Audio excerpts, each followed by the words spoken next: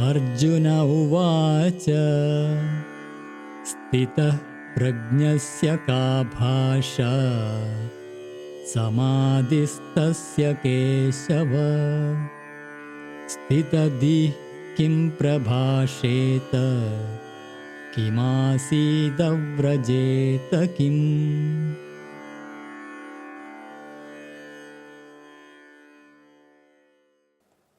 Chapter 2, Shloka 54. Arjuna said, what is the sign of the man whose intelligence is fixed in wisdom, in sthita prajna? How do I recognize such a man? How does he speak? How does he walk? How does he sit? Yoga is practical psychology. And because yoga entails first and foremost inner subtle changes, one begins to ask, how do I know if there is progress? How do I know if somebody is a spiritual person or not?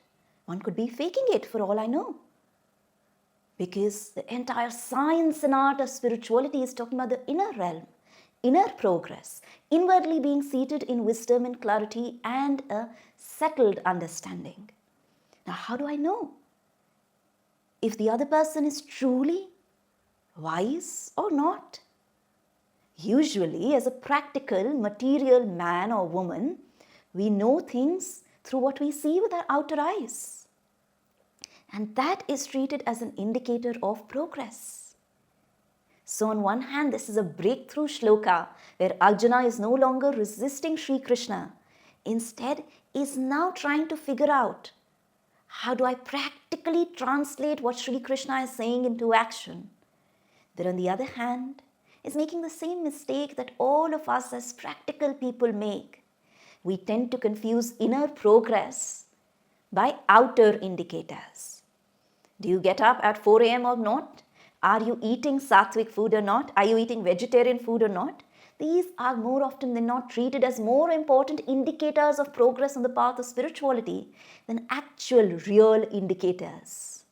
Real indicator would be something like actually a deep-seated sense of calm, silence, presence, and a force of harmony, and a deeper diviner and a universal love, and that guiding one's action.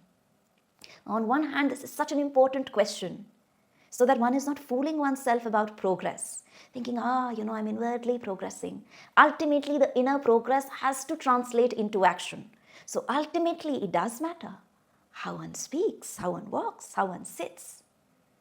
But that's really the last leg of progress. The mistake we often make is we make it as the first indicator of progress. But ultimately, yes, it's not about the number of hours that one sits in meditation. It is about how naturally and organically one falls into the meditative space without making an effort. And then from there, how meditation begins to touch one's everyday life and actions. So yes, these are the 3 indicators of progress.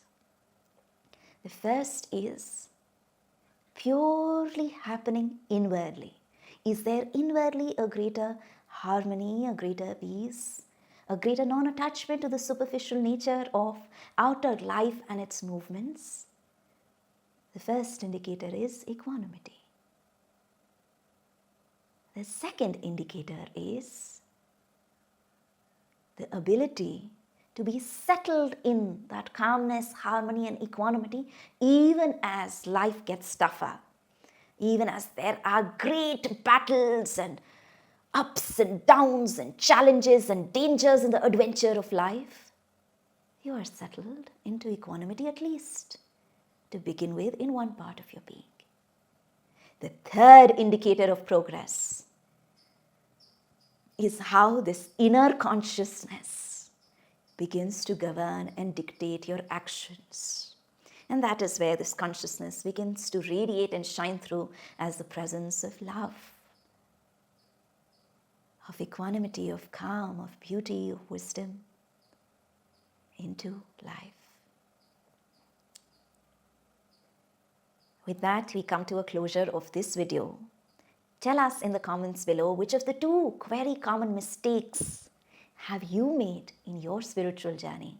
The first is to confuse outer progress for inner progress. Whether are you getting up in the morning? Are you wearing white or not?